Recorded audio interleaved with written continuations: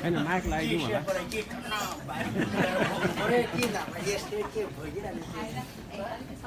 सबैले सुन्छ हो Is it better this one? Yeah, that's better. Yeah. Hello everyone. Thank you very much for inviting me here. My name is Dawa Sherpa. I'm 50 years old now. And Jim told all Everest history, and also you see the old video picture, and I don't have to go all of them Everest through. So I'm going to tell briefly, quickly my life. I'm 50 years old. I almost changed 3 times my life. I started trekking very, very young age, and I am never been to school. I never write. I never read, or I never been to school. I used to wear Sherpa. Sherpa is not job doing the Sherpa. Sherpa is our cause. Sherpa meaning we are come from Tibet to cross the Everest Nangbala from eastern Nepal, and we set it up around the mountain Everest area, Khumbu area. Then Nepali people made a name for us is Eastern people. We come from east, we set it up in eastern Nepal. Just Sherpa. Shar is east, and Sherpa means Eastern people. And so lot of I've been here in Scotland for 22 years, but still sometimes when I got a business to open for public garden and nursery business, but a lot of my business are talking, I say, oh, you look different, where are you from? I'm Sherpa from Nepal, and somebody asking me questions sort of like some sadness or some sort of like, history or something. Oh, you still doing Sherpa? I'm sorry? No, you got Sherpa. You still carry Porter? No. If you don't know Sherpa, don't talk to me like that. No. So that's who we are, because the Sherpa joke, we are Eastern people Sherpa, but me, Sherpa been to climbing is my great-great-uncle. 64 years now, Tending Noji Sherpa is my great-great-uncle. We are climbing family, we are religion from family to family to come down. And horse climbing Everest, my great-great-uncle Tending Noji Sherpa. And second keeping world record is Sundare Sherpa. He's climbing without oxygen, post stand. And third world record keeping, my nephew Babachir Sherpa. He is 21 hours sleep top of the Everest. Nobody's staying Everest about more than an hour, but he sleep 21 hours top of the Everest. That's a world record. He's my nephew. And my cousin, 3 years younger than me, he is fastest climbing Everest, keeping world record. From bottom to top, 10 hours, 46 minutes. Dr. Sherpa. That is first record, is fastest climbing. And I am not really been doing climbing for competition or keeping famous keeping record. No, when I am climbing, I never thought anything at all. I just joke, or I just think is, oh, everybody doing it, why I'm not doing it? Because I am too small. I am very hard work.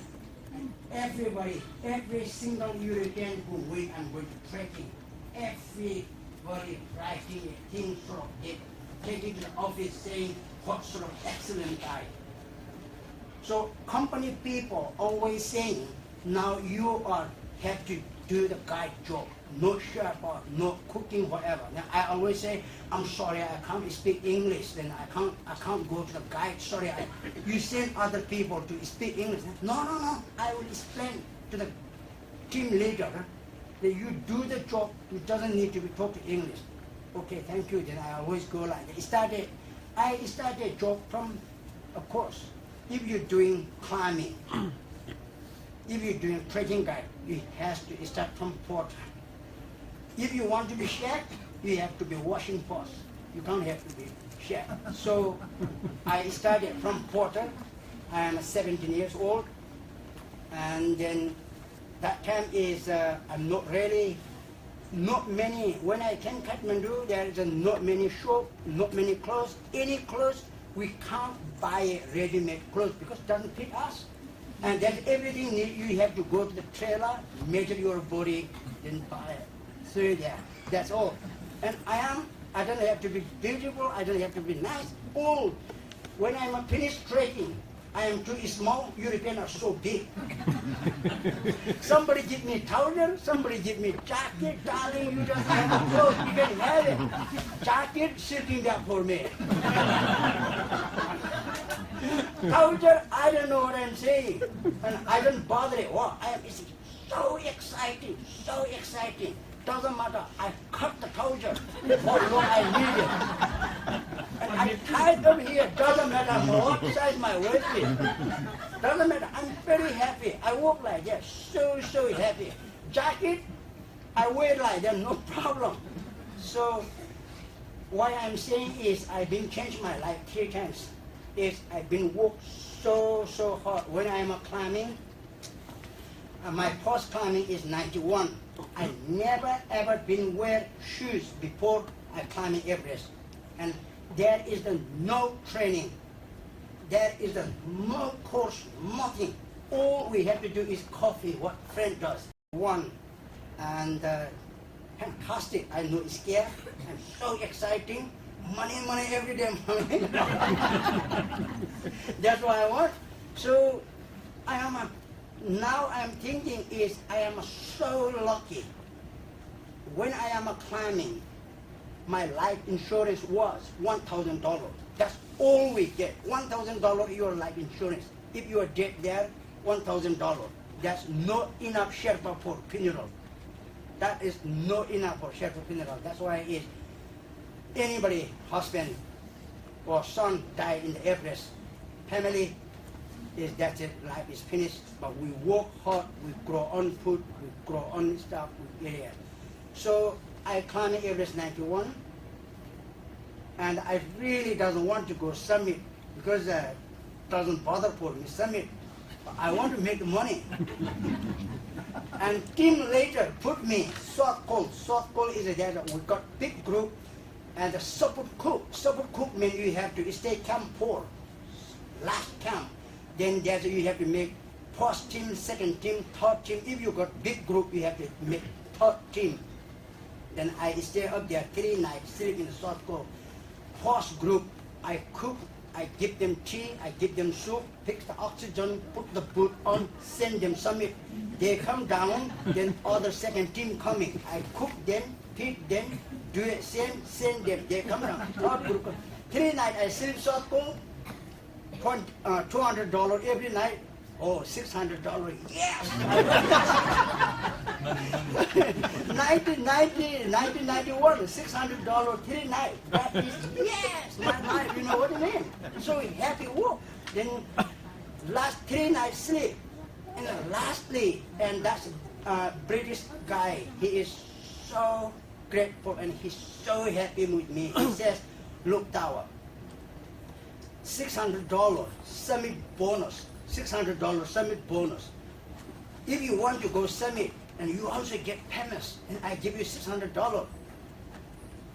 Sleep 3 nights, okay, no problem. Next morning, I went up, then I submitted, come down, another $600, yes! And then first day of my life is I come into the radio news, sort of like, you know, my age, my name in the radio news. I submitted Everest, blah, blah, blah, blah. What time? I miss listening myself, radio. So I thought, this is it. And then after that, I climbing more. I climbing so many years, so many other peaks. But sadly, I stopped climbing because so many of my friends are lost climbing. And I can see once a climbing guy die up there, family are finished life. No way to work and no money, no life, children, no education. And then I've been very, very sad. And myself, I thought Everest is no good for climbing. Everest is best for God, to pray God, no climbing. Then I said, stop. And then that my British guy, I worked with him 14 years, trekking peak expedition, trekking peak expedition. And last, I left my job 1998, and he requested me so many times once. Then I say, I'm very sorry. I say no. I'm not climbing anymore. I'm going to Scotland. He is in Scotland. I'm going to Scotland. Yeah, we go together to Scotland. We go last one climbing. And I say no. And which is, I just told you his story about my nephew. Is 21 hours sleep in the top of the Everest, Babu Sherpa. And he is, come on, Uncle Dawa, we both go, last one, then I'm going to stop, you have to stop, we both stop. I says, Babu, no. Once I say no, no. Then my British guy, office chairman, and my nephew is both, please. Then I don't have a choice, I tell them lie. And I said, I got my visa, everything, I got my ticket ready to flying back to UK. Then I said, look, guys, okay, all my passport is in the British immigration. If I got visa, I'm going to Scotland. If I doesn't get visa, I'm going to climbing with you. Then they have been waiting for me. Next day I fly back to UK. I feel very sorry, but I done a great job because that tent is who sleep 21 hours in the top of the Everest, and he died, came one. And if I was with him that time, you know, how I feel, and I have to go climbing after he died, then I thought I done a great job. And he died, came too, because why he died, and he climbed so many times, 21 times without oxygen, summit 21 times without oxygen, 21 hours sleep, top of the Everest. And he died, came to race day. Everybody have a race. They made a summit plan. Everybody have a race, and everybody think, oh, everybody have a relax. They are sleeping in the tent. And dinner time, he doesn't come. And shouted, he doesn't come. Then somebody went to check his tent, he's not there. He actually went without crampon, without even tied the shoes lace. He just went out to the tent and taken a little bit sunrise photographs evening. Then he actually held down the 300 crappers upside down. And Sherpa followed the footprint and found it that he's already dead. So that's why I stopped.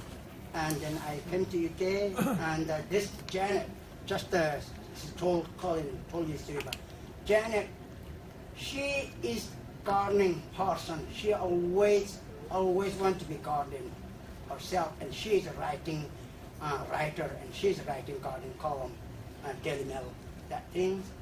And then 1995, she come to Nepal for looking for Himalayan blue poppy, particularly Himalayan blue poppy. And I was a guide. And mountain for us, wow, climbing, money, job. And flower for us is weed, rubbish. Yeah, we can't eat, we can't just talk about it, you know.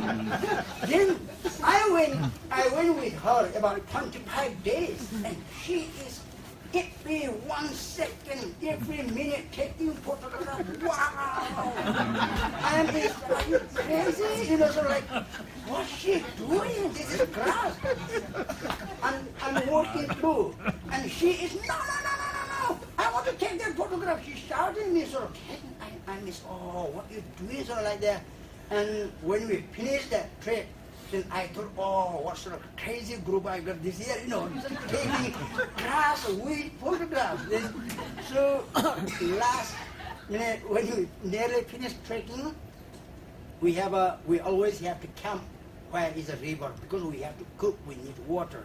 A small water, river, and big camp places, and all mount was like a slope down, and we camp site, beautiful flower, wildflower everywhere, blue poppy. We camp there, and suddenly rain start. 24 hours raining, non-stop, 24 hours raining, and start camp washing down river, avalanche, and mud, tree trunk, stone, everything was down. We have to move camp quick as possible. And soon we moved the camp. There is no river, no bridge, because just raining. And we crossed, and all cross got Janet is only one woman, and we got 3 British guys, but 3 of them is army, strong. And but strong, big guy is strong, but not really helpful or jumping or saving each other. Everybody want to save own life, sort of like. But I got 4 children, and I always want to do my job best. I always want to be my job success. And suddenly we all pass, and the water coming very thick and very you feel everything is moving. I say to Janet, Janet, please don't look and don't over there across, and you keep working, keep working. She's coming, but when she gets right in the middle of the river, and she says, I can't, it's sort of like, bang, she's gone. And if I let her go about 10 meters, she will join with the biggest river in Nepal, Arunbeli River. And there's no way to get out or no way to see her or whatever, just 10 meters away from that river.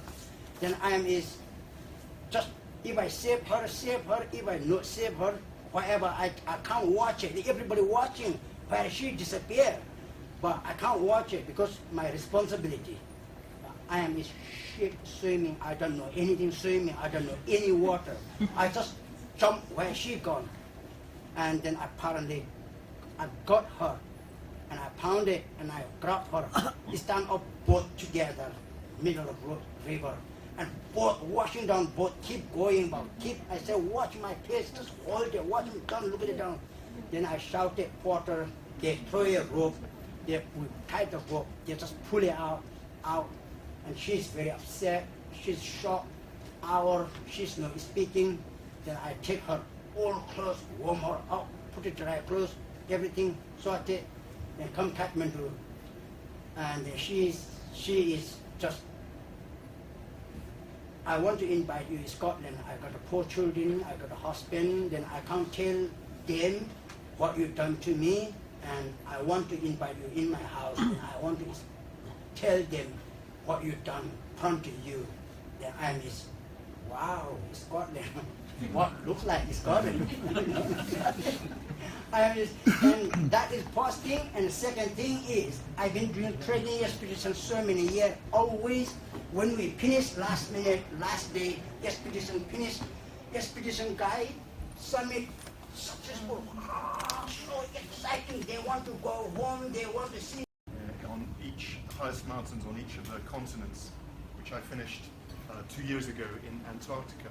So that's in my book. And here we are in the puja ceremony with the Tsampa and the Chang and the blessings, and that was great. And then this is in base camp, and you see the choughs here, the birds, 8% of the world's bird species, and this is the chough. There is the yellow-billed and the red-billed ones, and it's very lucky for a chough to land on the altar, and we were indeed blessed with this chough. And of course, you're probably aware of this, that the choughs represent the spirits of dead climbers, so they're particularly, revered, really.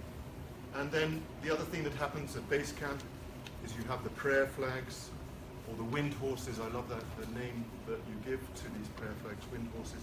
And always an odd number of strings.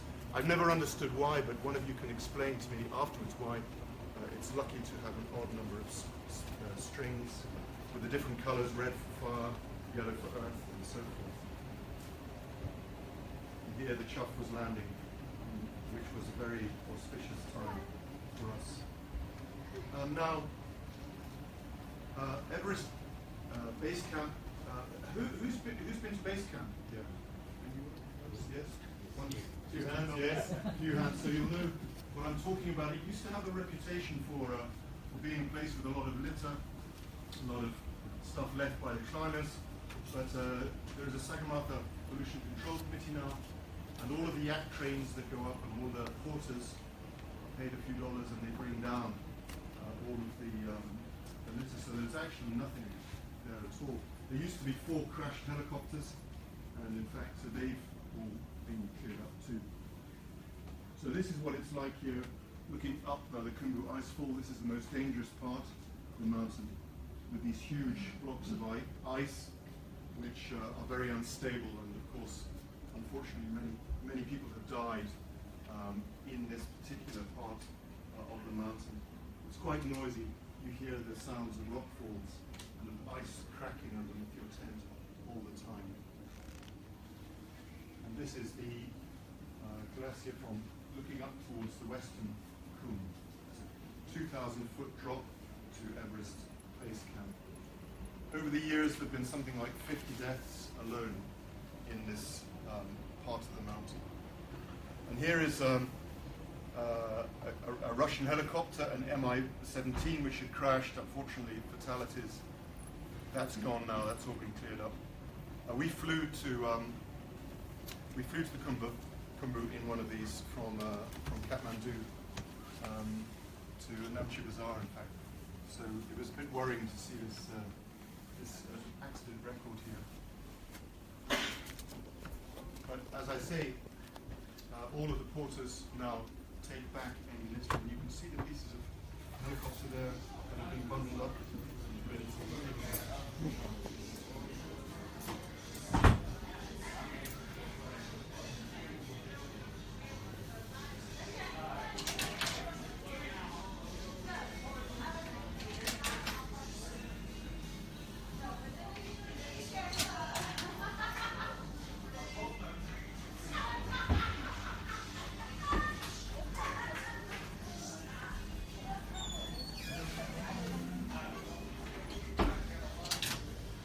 Excuse me, bro.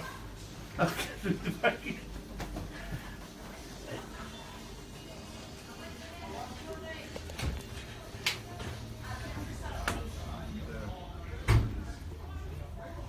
For those of you who've been there, base camp, this is Pumori, 7,100 meters, and an avalanche coming down the side.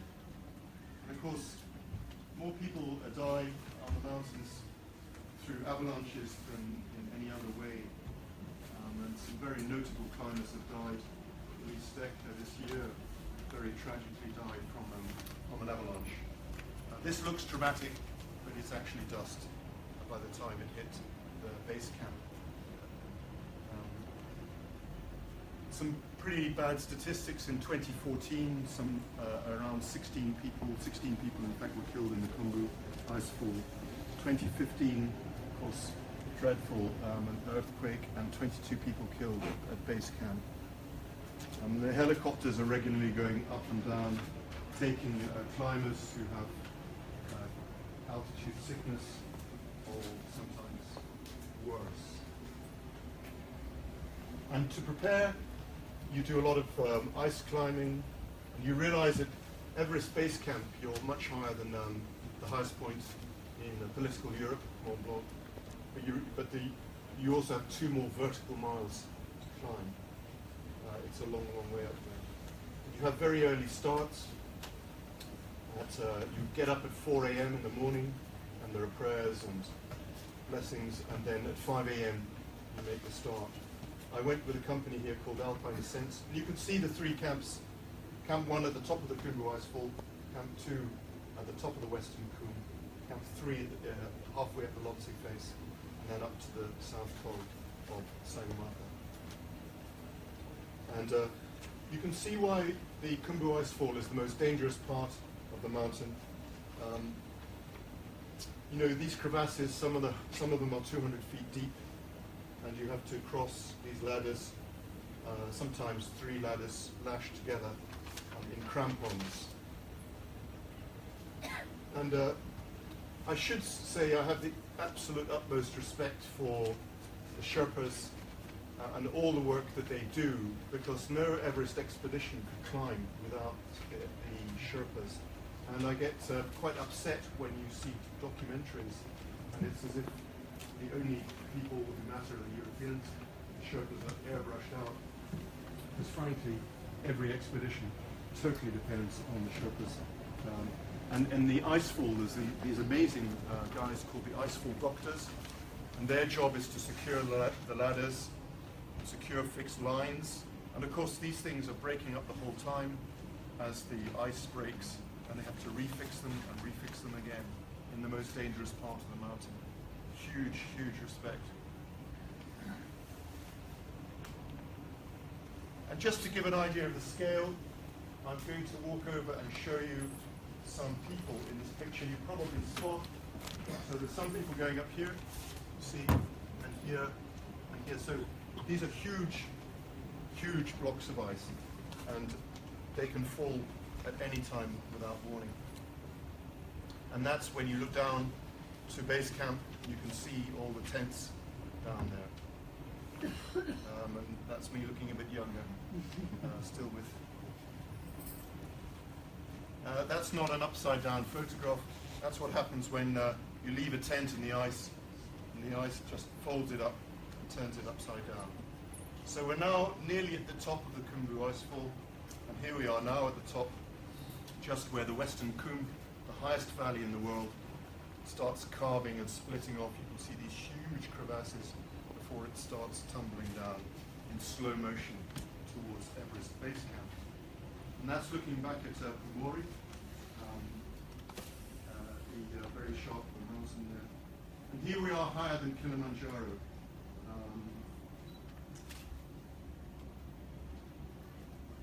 And again, looking back down towards the base camp area.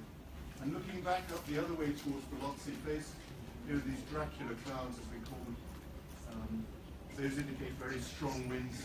Those days you would not start climbing at very high altitude. Funnily enough, it's actually, although it's very cold when the sun goes behind the mountains, during the day it can get very, very hot in this valley. The sun is reflected on all sides, and it gets extremely hot. And there are, of course, avalanches from time to time. And then you go up the Western Khumbu, and you get to Camp 2 at 21,000 feet. This is now higher than the highest mountain in North America, which is called Denali now, or some people know it by its old name of Mount McKinley.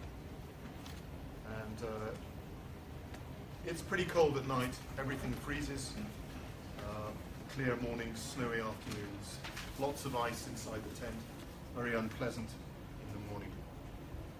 But you know, when you have the expedition there, it gets cozy, and the Sherpa tea is always a welcome. We did use oxygen. Some people don't use oxygen. It doesn't really make any difference to your effort, but what it does do is it helps your circulation, decreases the chances of frostbite, which is always a good thing. Where's Tipu? Hi. Do you recognize that logo on the right-hand side? On my cap? I do, yes. Corporate, you know, I should, yeah. It's taking things too far to carry the Forestry Commission emblem up there. Yes. Yeah. So there it is, there's Camp 2. We're going to start climbing up towards Camp 3 now. Up the Lhotse face, this very famous face. And that's what, there's nowhere really level to camp, but you can carve out a little ledge. Here we are at 7,000 meters, and you get this, and that's what it looks like looking up. But looking down, you get this amazing sort of sense of history, and of this great privilege of being where Tenzing Norgay and Hillary have been before.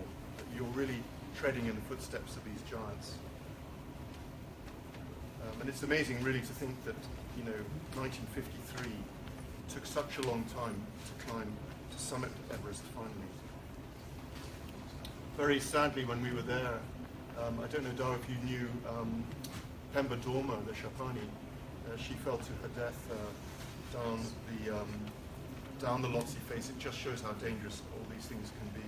She's only one of 6 women to have summited Everest twice both from the south, as in Nepal, and also from the north as well.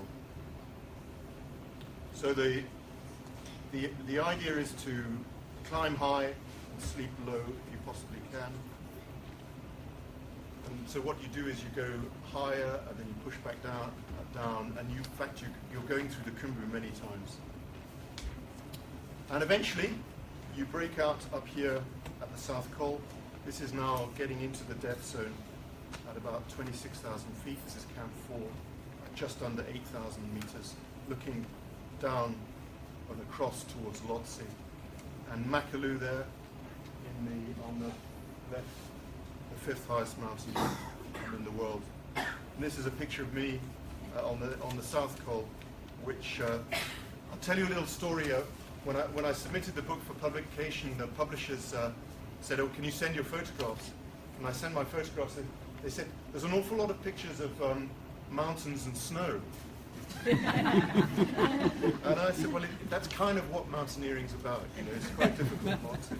And they said, "Well, there's too many. We're going to choose the photos." So in the book, all the photos they chose, except for the front one. I chose that one. So there it is. And that's looking that way. If you turn around and look the other way, you're looking up what's called the triangular face up into the death zone. And you can see the line there that other expeditions have taken up towards there. And, you know, your feelings are very mixed on the night before you start the summit attempt. There are well over 150 corpses now on Sagarmatha.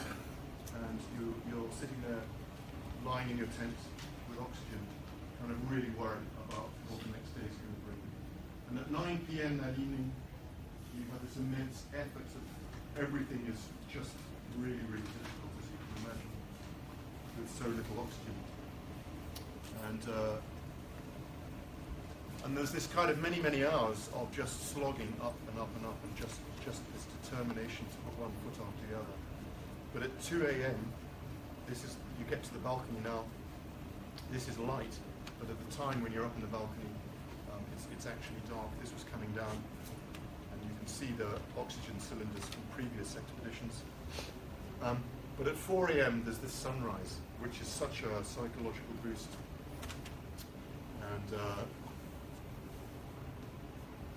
And that's getting quite high. That's looking down on the South Col. If you're sharp-eyed, you can spot the tents. They're kind of about the middle. Of course, the South Col was where that big disaster happened in '96 with Scott Fisher and 7 others. That in itself is another lecture, which I won't really have time to go into. And that's me in the fetching marigold suit there, climbing towards the south summit, just trying to put one foot after another and keep going. I want to pay enormous tribute to this Sherpa who came with me on summit day, Trang Nima Sherpa. I don't know if you knew Trang. He was an amazing guy. He'd summited Everest several times. He was with me every step of the way. Just a fantastic guy, just helping me. And he very tragically died actually in an avalanche a few years ago. Which is so sad. Now that's looking up now from the south summit towards the actual summit. You can see there just above the Hillary Step. As you know, the Hillary Step collapsed recently as a result of the earthquake. So I haven't seen a photograph of it, but apparently it's now flatter because there's a rock fall. So in some ways, if there's a lot of snow, it would be easier. It's not so much of a rock climb. But if the rocks are unstable, it could be more dangerous. And then once you climb the Hillary Step, you know that nothing is going to stop you from summiting. And there's this amazing feeling when you do get to the summit. And here is the summit. So that's me on the 22nd of May 2007 at 8850 meters, 29,025 feet. And many people say, well, what's it like to stand on the top of Everest? And I've got a little video clip which I'll show you in a minute. But if you'd like to buy a copy, all the money from the sale of this book tonight will go to, I'll give it to Tika to put to Sherpa charity. And that's called Staring Down on Stars. Why is it called Staring Down on Stars? You'll have to read it to find out. Nearly finished now, just a few more slides. This is in fact at the summit. And that's, at the summit the job's only half done. You've got to really focus and keep focused, because this is way down and it's probably more dangerous in a way than the more people die on the way down. You can see the route there down towards the south summit.